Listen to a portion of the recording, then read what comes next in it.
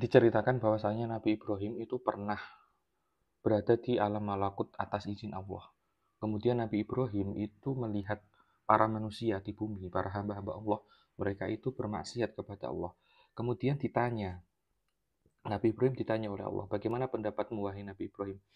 Kemudian Ibrahim menjawab bahwasanya orang-orang hamba Allah yang bermaksiat di bumi itu pantas mendapatkan adab, pantas untuk meninggal, harus dibinasakan begitu. Kemudian tanpa bertanya, Allah mengadab orang-orang yang di bumi tersebut yang bermaksiat. Suatu saat Nabi Ibrahim itu kemudian beliau mendapatkan perintah oleh Allah untuk menyembelih putra kandungnya sendiri.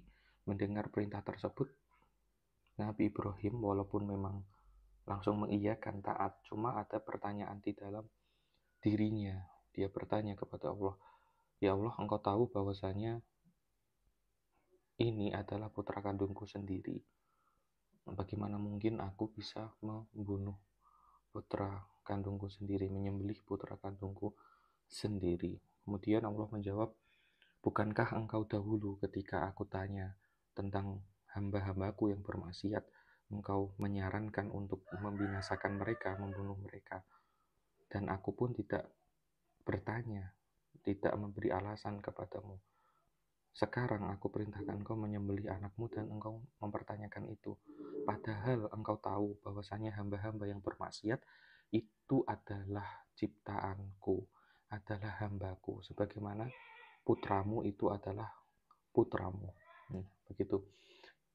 Jadi pelajaran yang bisa diambil bahwasanya kebencian itu terkadang muncul karena kita tidak ada hubungan atau tidak ada perasaan dengan orang yang melakukan sebuah kejahatan. Bisa jadi dengan kejahatan yang sama, namun dilakukan oleh dua orang yang berbeda, kita akan berbeda sikap.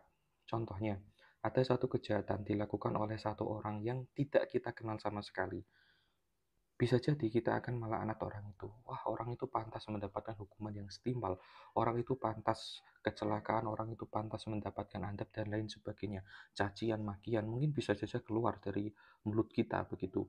Namun sebaliknya, ketika satu kejahatan dilakukan oleh orang yang kita kenal, terlebih oleh anak kandung sendiri katakan, atau saudara sendiri, atau bisa jadi orang-orang yang sebelumnya pernah melakukan kebaikan kepada kita, bisa jadi kita akan mengatakan, "Oh, dia melakukan kejahatan, semoga dia dapat berubah, semoga dia dapat mendapatkan ampunan, semoga dia dapat menjadi pribadi yang lebih baik lagi." Begitu. Jadi yang muncul itu bukan kemarahan, tapi yang muncul adalah rasa kasihan. Nah, begitulah kehidupan. Dalam hal ini artinya sebuah kebencian dan rasa kasih sayang itu cenderung subjektif, memang cenderung subjektif. Tergantung pula dari hubungan kita dengan orang yang melakukan itu atau objek yang melakukan perbuatan.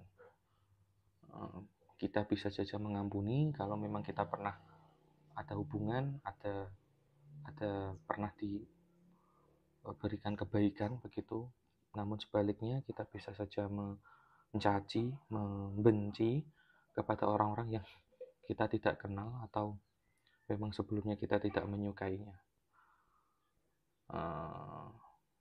Singkat cerita begini, akhirnya Nabi Ibrahim itu setelah mendengar jawaban tersebut, Nabi Ibrahim itu menjadi orang yang kasih sayang kepada manusia. Beliau itu sangat menghormati manusia karena tahu bahwasanya manusia itu adalah ciptaannya Allah. Yang dilihat itu di situ. Sebagaimana kayak orang tua, seperti halnya orang tua yang menyayangi putranya senakal apapun. Ya walaupun ada rasa penyesalan atau apa, cuma yang namanya orang tua pastinya akan menyayangi putranya karena itu putra kandungnya sendiri. Sebagaimana kita tahu bahwasanya kita itu adalah hamba Allah. Seburuk-buruk kita, semaksiat-maksiat kita, sejatinya Allah itu masih mencintai kita. Nah, selama kita masih mau bertobat, masih mau berubah, menyadari eh, perbuatan-perbuatan buruk yang telah kita lakukan, kita kembali menjadi lebih baik. Ya, kita patut bersyukur sebetulnya. Patut bersyukur bahwasanya Allah itu sangat menyayangi hambanya.